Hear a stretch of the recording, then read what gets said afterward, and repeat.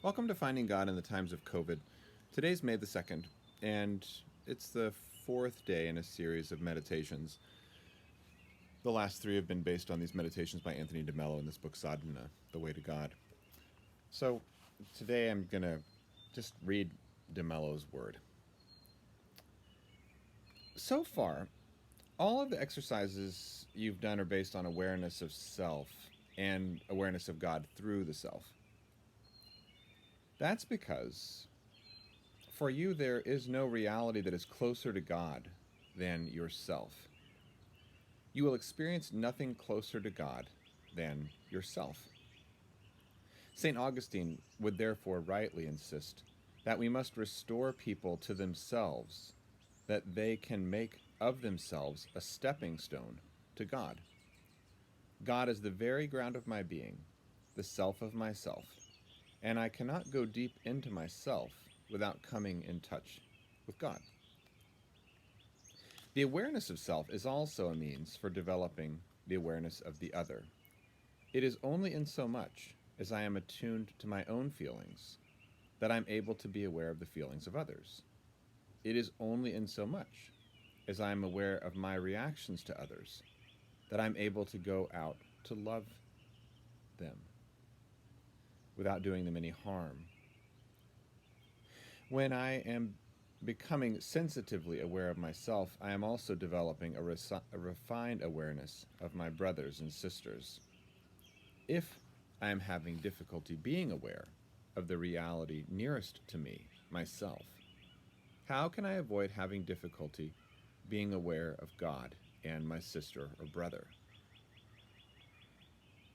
The exercise in awareness of the other that I'm going to propose now does not deal with awareness of our fellow people, as you probably expect. I'm going to take something that is easier, the awareness of the rest of creation.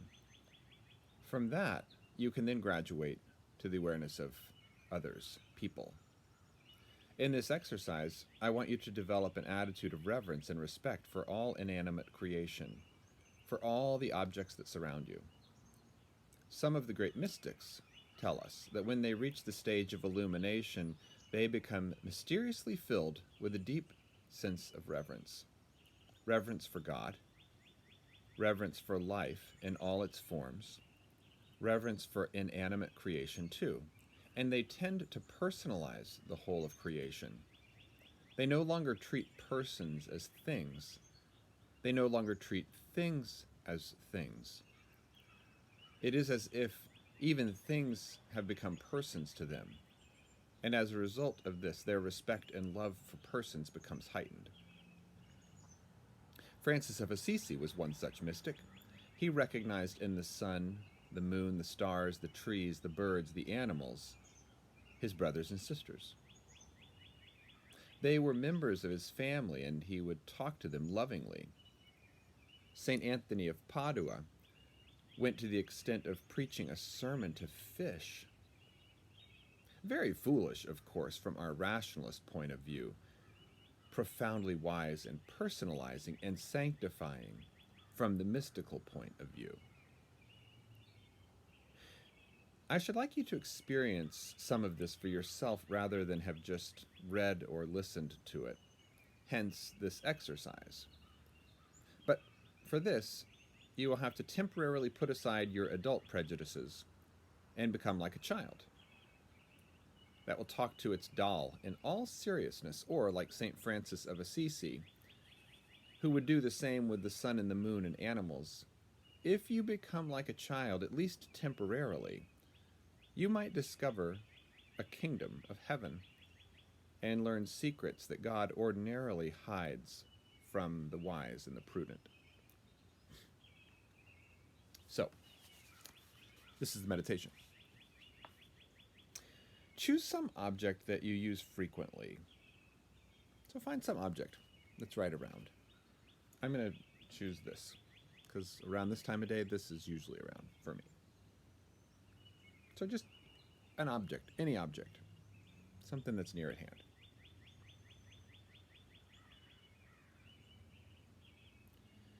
Let the object rest on the palm of your outstretched hand.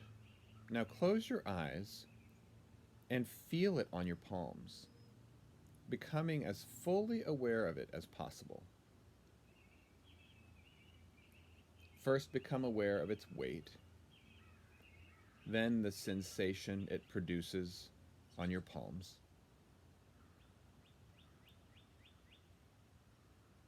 Now explore it with your fingers or with both of your hands. It is important that you do this gently and reverently. Explore its roughness or smoothness, its hardness or softness, its warmth or coldness. Now touch it to other parts of your body and see if it feels different. Touch it to your lips, your cheeks, your forehead, the back of your hand.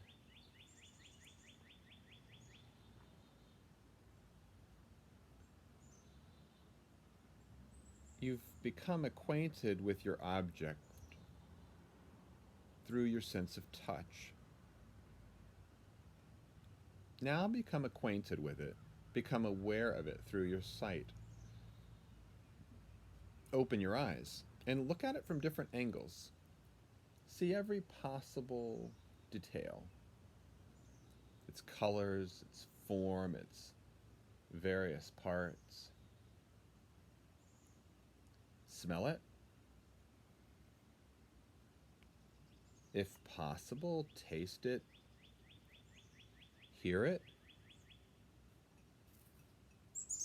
Placing it close to your ear. Now gently place the object in front of you on your lap, or set it somewhere near, and speak to it. Begin by asking it questions about itself.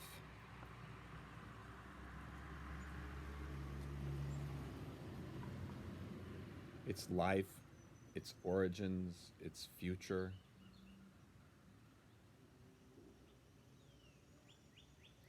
And listen while it unfolds to you the secret of its being and of its destiny. Listen while it explains to you what existence means to it.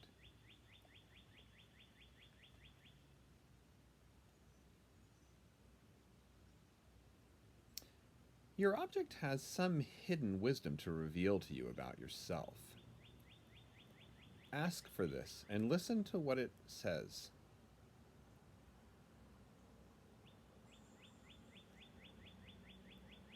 There is something that you can give this object. What is it? What does it want from you?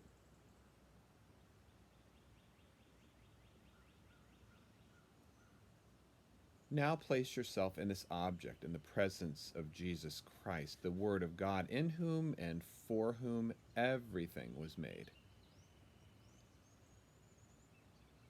Listen to what he has to say to you and to the object.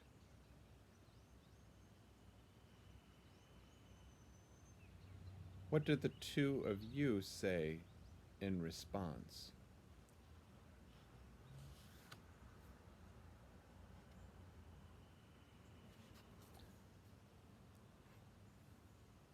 And then look at the object once more. Has your attitude toward it changed?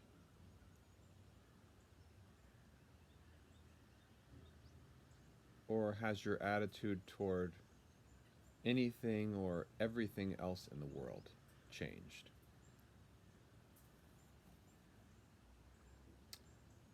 Blessings on your day as we find God in these times of COVID.